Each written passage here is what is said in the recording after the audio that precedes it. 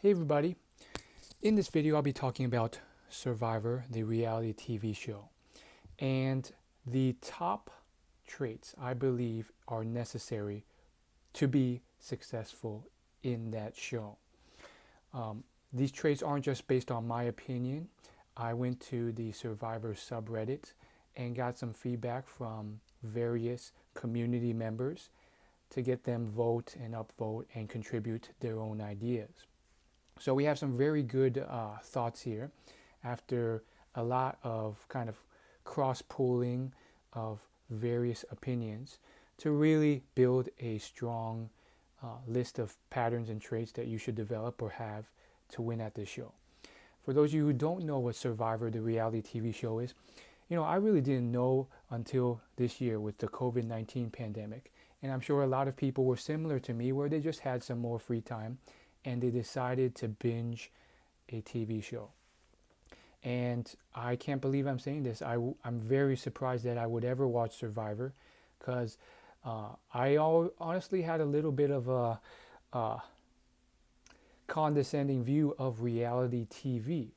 However, I checked it out and I really got drawn into it. You learn a lot about social dynamics, social intelligence, social warfare, strategy, um, and it's a lot of mind games as well as physical gameplay.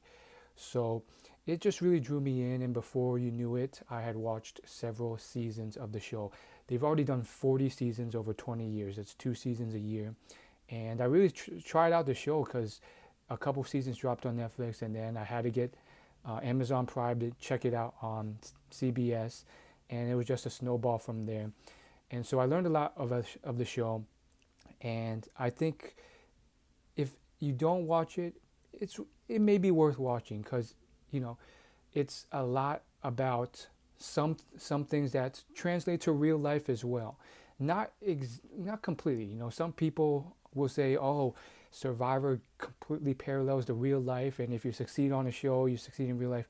Not exactly. It's a very cutthroat, stab your back type of game, um, and not very honorable or something I would encourage or like in that manner. However, there are still a lot of things in the gameplay, such as charisma, social charm, um, loyalty, bonds, trust forming, planning ahead. These all play into the game. So, without further ado, let's just get into these top traits.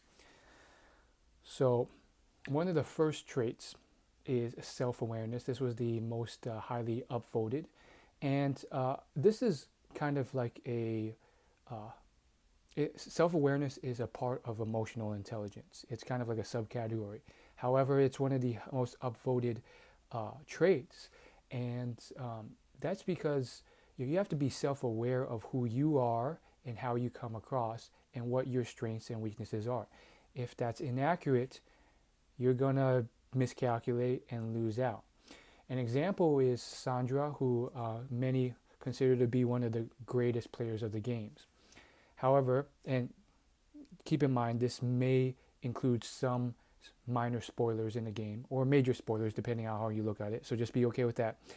Sandra wasn't strong at all. She was actually atrocious. My friend calls her the exception to the rule in terms of physical ability. Most of the time, you need physical strength and ability to succeed at the game. And that's another trait because there's a lot of challenges every week. If you win a challenge, you have immunity and you can't be voted out of the game. And Sandra, for the most part, always failed at the challenges, didn't even get close, sat out a lot. And so she knew she wasn't like that. And she also knew that she wasn't maybe the most strategic, but I figure she's somewhat strategic. But she knew what she was good at, and she was good at the social game and forming bonds and flying under the radar because everyone else always had bigger fish to fry than her, and that would always help her cruise to the end, and it allowed her to win twice. Which is almost so impossible because, you win $1 million once, people will have your name as a big target. Um, and so when you contrast that to other people who aren't as self-aware, um, it can cause some issues. This Redditor said that a good contrast would be Russell, who's also a very respected player of the game, who kept screaming about how he was the best player who ever lived, which made the jury kind of feel he was egotistical. This guy wrote that it made the jury laugh at him, and you know made them hate him more because they all hated him, and so that cost him some points. I would argue that's not so much self-awareness as also uh, intuitive understanding of how others perceive you. So you could argue that's self-awareness, but it goes beyond oneself.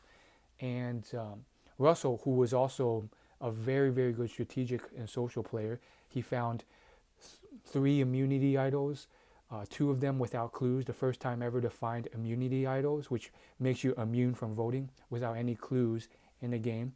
And he was always thinking 3 or 4 steps ahead, while others weren't thinking about the game at all and just sunbathing, which allowed him to move the game. He was so strategic and socially smart.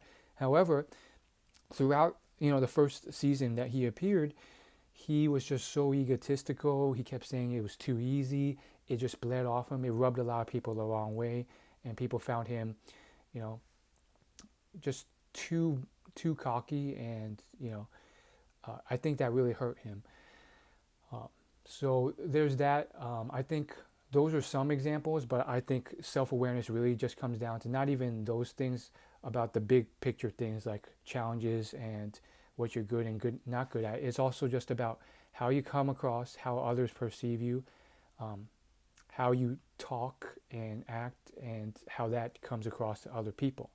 If you are trying to flirt with someone, which Parvati was a goddess at the game, she was so good at bringing people together because she was such a flirt and she was very attractive. But if you try and flirt the same way as Parvati and you have bad self-awareness, it could end up badly because maybe you're not as attractive to other people. And if you don't know that, then the flirting can come across awkward. So you get the point. The second most upvoted one is adaptability. I would consider maybe this one to be even number 1. A lot of players have mentioned the importance of adaptability, including Tony Vlachos, who may now be the king of Survivor because he's now won twice, the first ever male to win twice. A lot of people, like they just released a top 100 players of all time list on the Russell Hantz show, and Tony was voted first, not just by him, but dozens upon dozens of peer champions and players. And they featured all the players voting him first. And one of the biggest traits he had was his adaptable nature. He realized that the way he played the first season he was on, it wouldn't be the same in the second and third season because he screwed up in the second season. He realized that in the first season, you could do some things that he can't get away with now because no one knew who he was, so he could be a much more aggressive player and force exchanges or get people voted out or play flashy moves and show he had the idol. And in the third season he was on, which he won, he played a much more quiet game where he diminished himself to be not a threat. And slipped under the radar. And the things he really wanted to do, he couldn't do in the daytime, like search for idols, because it would put a target on him to be voted out. So he would wait for everyone to go to sleep at night and then spend the whole night searching for idols. And he adapted to the different type of gameplay necessary. Everyone comes into the game with a plan, but that gets tossed out the window because the game, if you've seen Survivor, changes so quickly. It might seem for one moment that, okay, you have the numbers, everyone's going to vote this way. But then a moment later, for 100 different reasons, maybe someone gets into a fight with someone else, or you see people start to scheme, or talk behind your back or not include you, all of a sudden it switches and maybe you're going to the one person being voted out. So that plan went out the window. How do you adapt to that and how do you change? Maybe at one point, you can be that aggressive physical player winning all the challenges. But then you notice that, hey, everyone's gunning to vote me out because I keep winning all the time. Maybe you adapt. Maybe you throw a challenge. Maybe you play an idol. Maybe you do something different. So adaptability, very huge in the game. Does that one, I know self-awareness definitely maps to real life in your career and stuff. Adaptability, maybe not to an extent. That's a very chaotic social game where in Survivor it's changing all the time. In real life it may not be as crazy, but I think everyone needs a certain base level of adaptability in real life because the world is constantly changing now more than ever thanks to technology. 10 years ago we didn't have Netflix, Amazon, all these things as big as they were. TikTok didn't exist. 20 years ago social media didn't exist. And when the world changes so much, you have to be able to adapt or you lose relevance. And so another Redditor gives an example of how Tony adapted. So when he was in Game Changers, he came in a huge threat. And he played the same crazy game and got voted out very early on. So in the third time he came back, he adapted by playing a more silent, smooth game. He used humors and stories to gain the trust of others and bond with others. And when the time was right and when the guard went down, he went in for the kill. He started playing more aggressively and he started taking people out and leading the votes without people knowing he led the votes. Another huge part of the game is the next trait is social charm. I think it comes in various forms and packages. Obviously, you have the Parvati's of the world who just win people over, and they seem so loyal and honest and trustworthy, or just likable people that you can't help but to bond with them or form alliances with them. And these people end up sticking around for a while. On the flip side, it comes in different flavors and shapes and flavors. You also have Russell Hantz, for example, who he didn't have the social charm of a Parvati where it's just very kind of like, okay, this is a really cool person. I want to hang out with him. It's more of like, yeah, I don't really know if you're to be trusted. You seem kind of like a snake, but you're charming enough. You have a good grasp of the game. You have a plan. No one else has come to me with that, and I'll go with you. So there's different ways, all sorts of flavors and styles to social charm. There's certain people on the show, like a Eris or a Brett, who really just comes under the radar and is just this very kind of vanilla, bland, simple, maybe even simpleton, friendly guy. And it's nothing special per se, but he's a pretty nice guy. He's probably not gonna, backstab you, at least for now. So you stick around to him. So social charm, charisma, that's something that's hard to teach, really. Some people argue you can develop it to an extent. Tucker Max says that charisma just comes down to warmth, openness, kindness, and effectiveness. I don't know if it's that simple, but it is something that is almost like that X factor. And I think Russell Hantz said it best when he described Parvati. It's someone who she just had that flirtatious, natural nature about her, where when others tried to flirt and do the same thing, it didn't come across as genuine as Parvati. It was her essence, her aura. She couldn't help it. That was who she was, and it worked very well. That was her attractive nature as her physical being, as well as her kind of spiritual or personality. And so it just worked incredibly well for her. Social game can mean a lot of things, but ultimately I think it comes down to forming those bonds with people, being likable enough to get them along with you, proving getting them to trust you and work with you and stick with you. I think at the end of the day, the game came down to a a social game at its base, um, beyond anything else. You know, you could win challenges, and there were characters on the show like uh, Eris versus his rival, um, or Ozzy, uh, and all these other people who really kept winning challenges, and they kept winning and kept winning, and Brett's another one, but the moment they lost, they had a big target on their back and they were eliminated. Whereas you had other people like Parvati who won a few challenges, and whether she won or not, it didn't matter because her social game was so strong that if she was voted, she would never be voted off because the tribe around her, she had just formed such strong bonds that she would be one of the last people that they would consider voting off. They just liked her too much for whatever reason.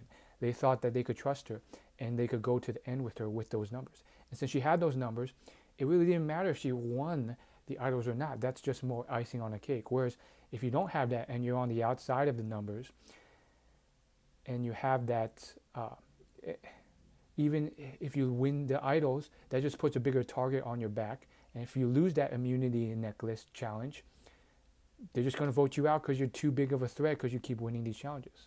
So social games really important. In real life, is it as important? I would argue possibly, maybe not to the life or death level that they have, but you know, we all know being socially intelligent can open many doors for you. And, you know, obviously women like that. It's good for dating. It shows a certain level of street smarts and intelligence that people care about and find more attractive than book smarts. Two, you know, in your career, networking, knowing the right person, building those bonds within and outside your company are what really lead to the big breaks, the big career opportunities, as well as just in terms of your life, your friends, your family. Those relationships will build resilience when times get tough, like with this year, 2020, and will bounce you back up. So I can talk more about that, but let's move on to the next thing. I think the next thing that's, and this is more of a fun one, but puzzle solving ability. Like it or not, a lot of these challenges in Survivor are the same thing. And half of the game is puzzles. Half of it's usually something physical like swimming and running and balance. And so that's another trait, athleticism, around those activities. That's a trait, a very obvious trait, but then the other part, maybe overlooked, is the puzzle creating aspect of the game. Half the game is puzzles, and they're usually the same type of puzzles. You know, the sliding puzzles or just piecing puzzles together, or three-dimensional puzzles, or stuff around that. And truth of the matter is, I think that's probably one of the most underrated parts of the game. I truly believe that a lot of these legends of Survivor, if they were to take an hour-long class on puzzles, Tony Vlachos included. I mean, I think Tony, the best investment he can make with that $2 million he won recently is just, you know, take a hour-long class on puzzle making, sliding puzzles, because he lost 2 challenges that he would have won otherwise, because he got to the puzzle before almost everyone else, but he couldn't figure out the sliding puzzle, and he didn't know how. There's a certain method to the madness. You can't just keep sliding it. It's harder. There's a certain like formula you have to follow because the pieces have to be next to each other. So there's a certain process you have to follow to unsolve that. So I think if he took a couple hours on YouTube or you know, took a class with a puzzle making master for $35 an hour, that would be the best investment he made if he were to come back into the game. It would win him a lot more immunity necklaces and possibly another win in the game. And I think no Survivor winners or Survivor players really focus on that. They don't practice puzzles in their free time or to prep for the game, and that's a huge, huge loss. You know, really, they should be practicing all those things if they really want to take the game seriously and come back. Because you know there's a certain set of about 10 challenges that they keep recycling. There's that one where you stand on a pole and you just pull up a bucket of water and then pour it into the hole. And whoever can pour the most in um, wins. That's something you could practice at home. You could rig that up with, $200 or less. And you just keep practicing that. You get better and better at finding the best way of pulling the rope in the fastest way. Some of the stuff can be taught through experts. If you go into a gymnastics gym, talk to a gymnast, talk to a swimmer, talk to, a puzzle making god on YouTube. There's tons of puzzle channels with millions of subscribers on YouTube. So that's a nice fun one. I think another part of the game is shelter building, fire building, catching fish, food and water. Now, to be fair, you could argue, well, there's a lot of people who got to the end or close to the end without ever learning that, without ever building a fire once throughout Survivor. In the season with Yule, Cook Islands, I believe, or Pearl Islands, the two other finalists still couldn't make fire. I mean, you're living out in the wilderness with nothing, and you can't build fire. I mean, that's kind of ridiculous and pitiful. So it makes the game a little silly in terms of practicality and teaching people how to survive, because I guess those two depended on others to make the fire and other stuff. But when it came down to the fire making challenge at the end, they still couldn't make a fire, and they spent an hour trying to battle each other out, trying to make a fire, which was very sad. However, they may be exceptions to the rule, because when you really look at the core of the game and a lot of the core players, Ozzy, James, a lot of these people, I think they stuck around a little bit longer than most people, because if you look at a few of the episodes, they were the providers. They were the only ones who would catch the fish, make the fire, and if they were one of the only ones, you saw in a lot of the episodes, the other people who were plotting to take them out, they were hesitant. They delayed it for one or two or three tribal councils, because they were scared about not being able to survive and get food without these people. But would I say this is a major trait advantage? No. Eventually, that became their only positive attribute, the provider role. And most of the time, after a couple episodes, the others plotting against them just said, you know what, I think we've been thinking about it. If we could survive without him, I think we have to bear it to win the $1 million, because he's too much of a threat. So these provider types do get voted off. I would say it's more of a medium to low level beneficial trait. It may save you one or two tribal councils, maybe three, but don't depend on it.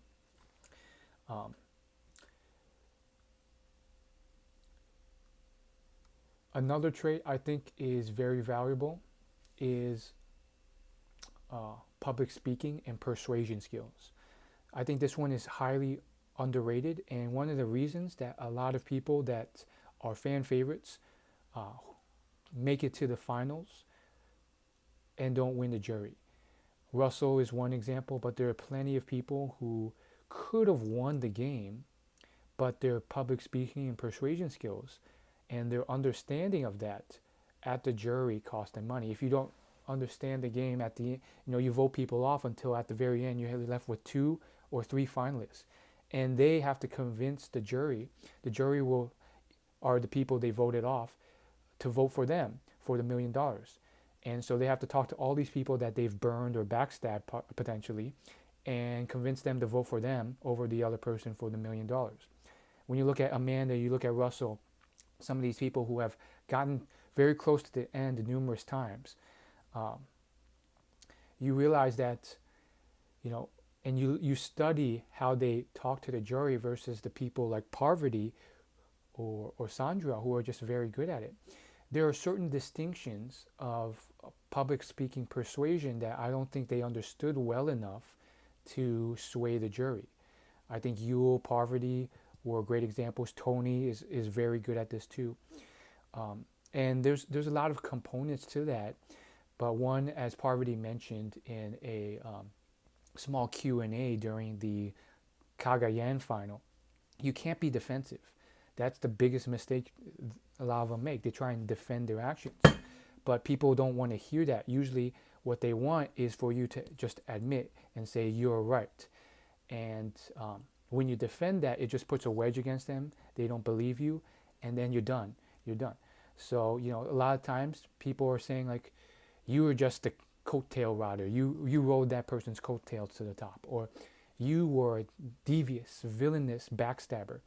And I think people make the mistake of just like arguing. And that just leaves them with a bad taste in their mouth. Because the jury gets some time to ask these finalists some questions and get their responses and give their comments to kind of learn more before they decide on their vote. And if you look at Parvati and you look at some of these other people, they chose to own who they were, or at least how they were perceived to an extent. They don't have to completely agree with it, but to an extent they agree with some of it, and that's part of the game. But also, persuasion and public speaking comes down to how you phrase things, what's the overall position and intent and implication and purpose of what you say. And when you look at a lot of these finalists, and when they speak to jury, as I have, a lot of them straight up fail completely in this regard, because they're not thinking as much as they should.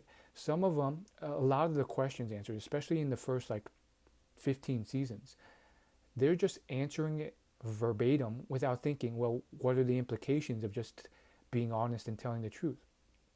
And sometimes the answer is like, that's not going to help you. In fact, it's just going to hurt you, because you're just stating something that's not very helpful.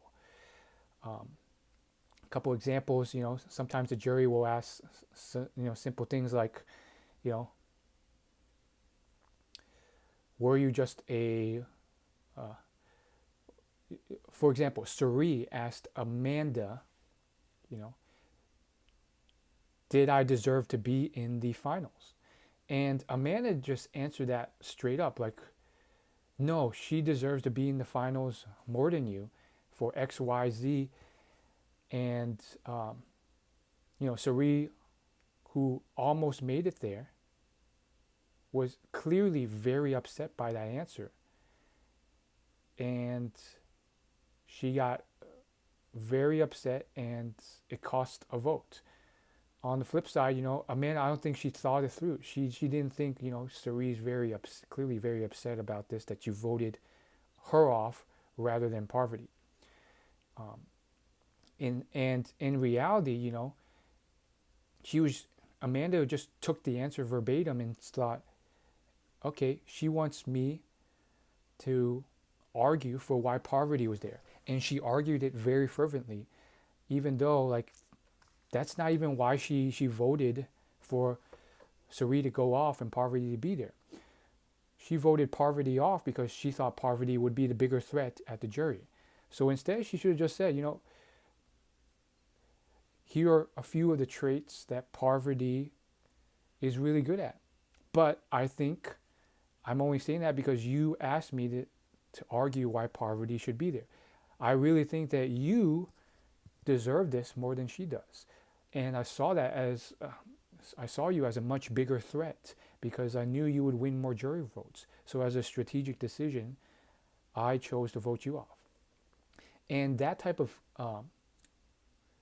alternative response is what I see a lot of the winners of the game do very well in their persuasion.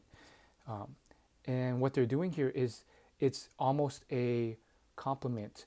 It's a underhanded, hidden compliment. And it really works very well for a lot of people who are very angry with a certain person, who have egos, because it sways them to their point. Shane is another example from a previous season, who was super burned and upset that he got voted off and backstabbed. And then when he asked his question to these finalists at the final jury, that's more or less the response that was given. And each time they do this, and it's the right type of person who would like that type of thing, Shane, all of a sudden, he got this big grin on his face, his chest swelled a bit, and he's like, oh yeah, you're right, I was a big threat. I was a awesome player, and people like getting complimented like that, whether or not it's true. Um, and he started to believe it, and that's clearly swayed his vote. So there's all sorts of real persuasion thinking that's going on, or lack thereof, that may be costing people the game. And it's not just at the end of the game that matters. It's also throughout the game, one on one. You're talking to a lot of people throughout the game, and you have to convince them to vote for this other person rather than you. And you have to do it in a very, it's a lot of subtle skills involved. It's persuading them, but then also doing it in a way where it's not coming across like you are the one controlling them, because they might not like that, because they'll put a target on you, and all sorts of things. So there's a lot of persuasion going on in the game, and some of the best players are the ones who are able to persuade and understand how to sell someone based on what they value. One of the biggest uh, persuasive, mind-blowing events in the game was when Tony uh, persuaded Wu in Kagayan to vote Tony to bring to the finals instead of Cass. And this was a big mind-blowing move because it was obvious to everyone that Tony was a much bigger threat. He played a much more strategic game. All the jurors would vote for him. But even though it was an uphill battle, Tony managed to persuade this guy into taking him to the finals and choosing and voting that, because he understood Wu's makeup, his Taekwondo background, his love of certain values of honor, dignity, respect, loyalty, that were the essence of his 20 plus year Taekwondo and martial arts training. So he appealed to that and he said, loyalty, honor, integrity, all these things, you've been an upstanding player the whole game, and you would blow all that if you didn't take me, because that's the loyal thing to do. I've been with you day one. And Tony, being the tricking snake he was in that season, obviously it was ridiculous, because it's a game. Everyone's backstabbing people, and even Wu wasn't that honest throughout the season. Like, he stole an idol clue out of Spencer's pocket and ran with it. That's not very honest. But in that moment, he was able to sway that over.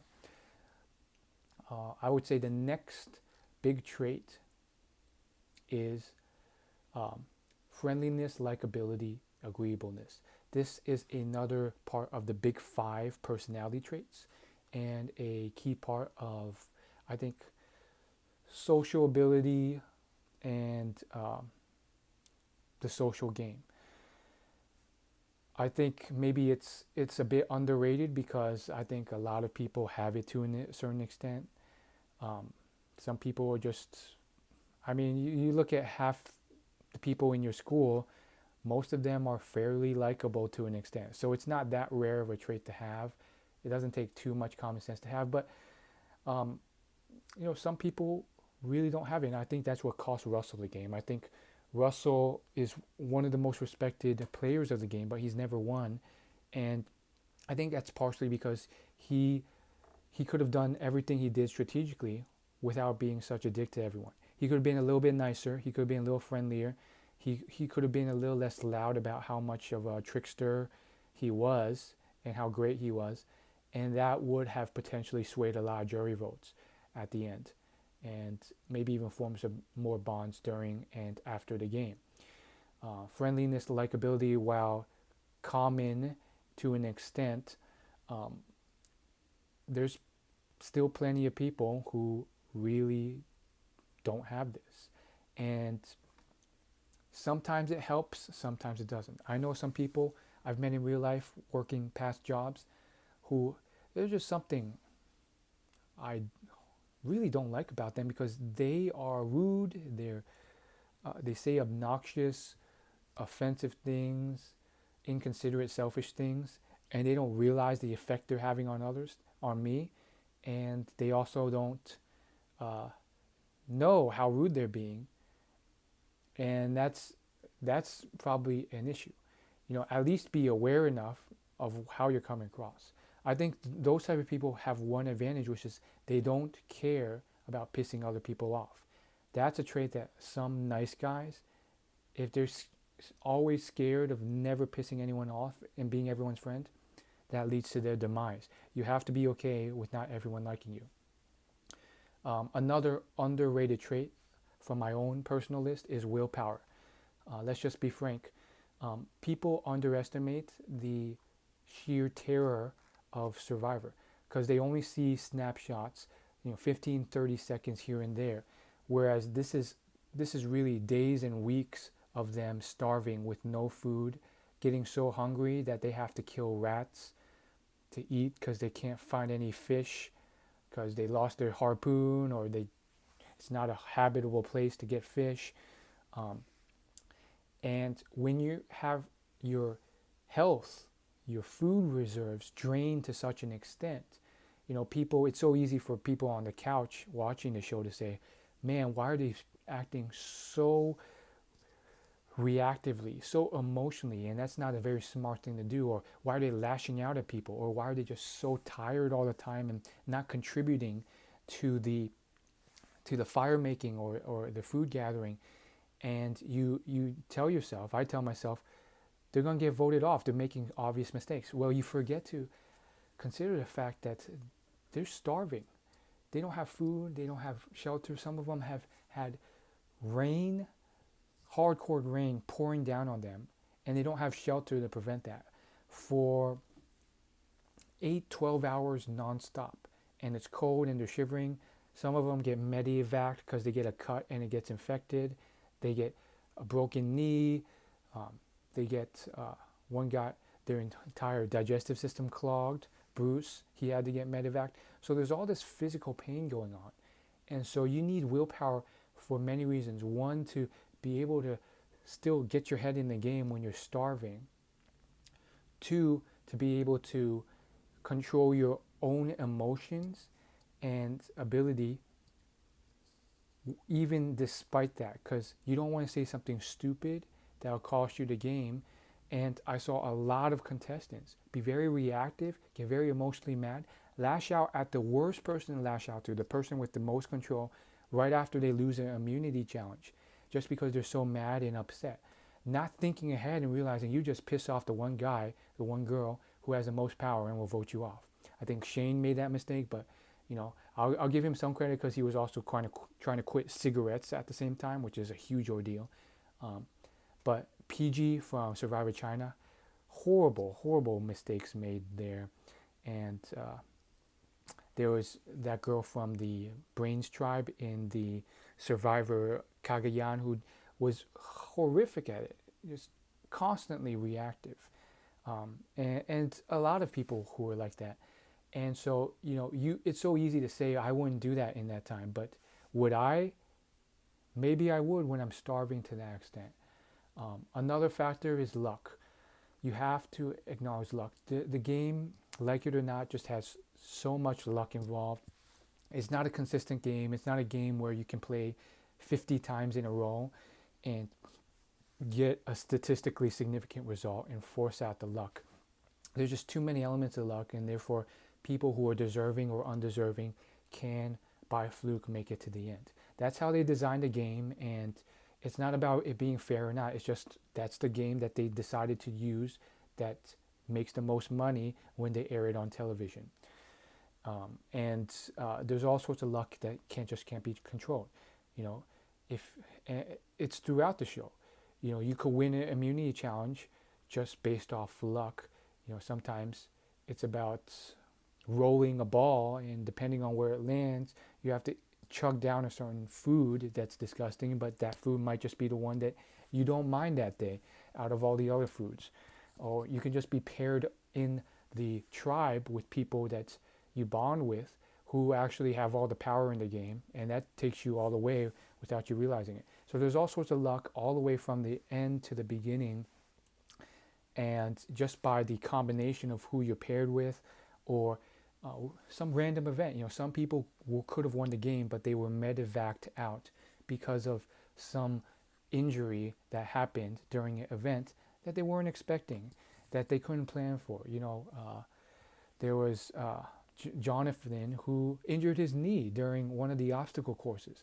And it was the first time that's happened. I don't think anyone's really injured their knee that badly in one of those things. And because of that, he was taken out of the game. He could have won the game. So those are the things that you just can't control, and you have to respect.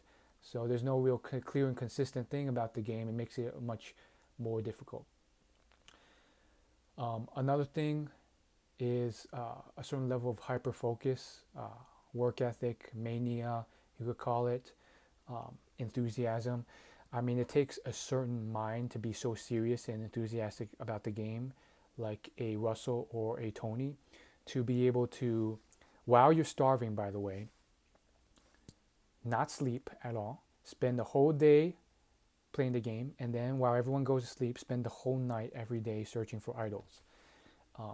That takes a lot out of you. So there's a certain amount of that you could just see from various seasons was a night and day. Some of the players, they played very badly, very simply. They never searched for idols. And then you had another contestant who spent hours every day, as much as he could, searching for idols until he found one. And so it's just night and day. When you're putting in that much extra work, it ends up paying off. Some of them were just sunbathing most of the day. Like, what are you going to do about that? You're not going to get ahead. So there's that as well. I guess the last thing I would add is the ability to strategically lay out the landscape, the possibilities, and know how the chess pieces work, but not offend them and let them know they're chess pieces, as well as not treating them as chess pieces. So you have Spencer, who was this master chess player. He played fairly well, but he lost the first season, to his own admission, because he treated these people like chess pieces rather than actual beings, and he underestimated the social part of the game. On the same coin, though, there's a lot of strategy and numbers and calculations that have to happen. You have to know, okay, there's 5, there's 4, but what if these two flip? What if this guy flips? How do the numbers change? How do you stop that from happening? And so, there's that core of the social part of the game. How do you maintain that and make sure no one flips? And then there's the more mathematical and strategic part.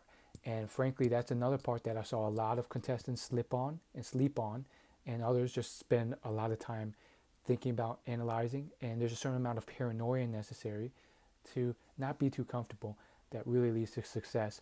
And that, I think, was really important to the game, and why some people really did well, while others just sunbathed the whole day, didn't think about it much, and then got voted off. Like, what do you expect? Which leads me to the last trait, which is, I think you could call it a general paranoia and lack of overconfidence. I think overconfidence led to the demise of many players, some of which have been now been penned the worst or dumbest moves of Survivor history. For example, you have James, who had 2 idols in his possession that he could have played to protect him through 2 tribal councils. He got snuffed out without using them because he was way too overconfident. And then when you look at the episodes and you hear the inner dialogue between all the tribesmates, you realize for the last at least 2 tribal councils, maybe even 3, they were considering voting James out. It was already been in the works for a long, long time. And because he was just so confident about that, he just saw things at face value. He didn't bat an eye. He never even considered, when they asked him if you want to play an idol, he just said no, so confidently each time. And he got voted out because of it. And then you have other people who've done similar things. Ozzy, super overconfident. James, overconfident. And I mean, a lot of people in the Fans vs. Favorites season, way too overconfident about it and not paranoid enough. And it cost them. Like, they all had, I think everyone there's at least 3 people in that season who had idols that never played them because they're just so confident about their gameplay, where they could have used it and stayed immune, but they didn't, and it just cost them. And it's hard to tell, but you could tell based off the episodes that they weren't paranoid at all. They weren't screening, they weren't looking at it, they weren't feeling it out. And even when they were, they weren't, you know. Ozzy started to get a little nervous, but then you could tell he was still confident and he didn't play it when he could have, which really cost people. And when you look at some of the good players, they have enough paranoia, enough to get them through. You know, Russell, he played the idol just when he needed to. Even when they were trying to blindside him, like he put his feelers out and he could feel it. And then he did it as a precautionary when he didn't have to, when no one voted for him. It's better to have played the idol than never played it at all, in my opinion. And then you have Tony, who was paranoid about it, used it, played it, and he survived off idols. So I think that's another part of the game. So I think there's even some more traits that I could throw in the future, but those are the core things. And I think some of them do map into real life. You need likability.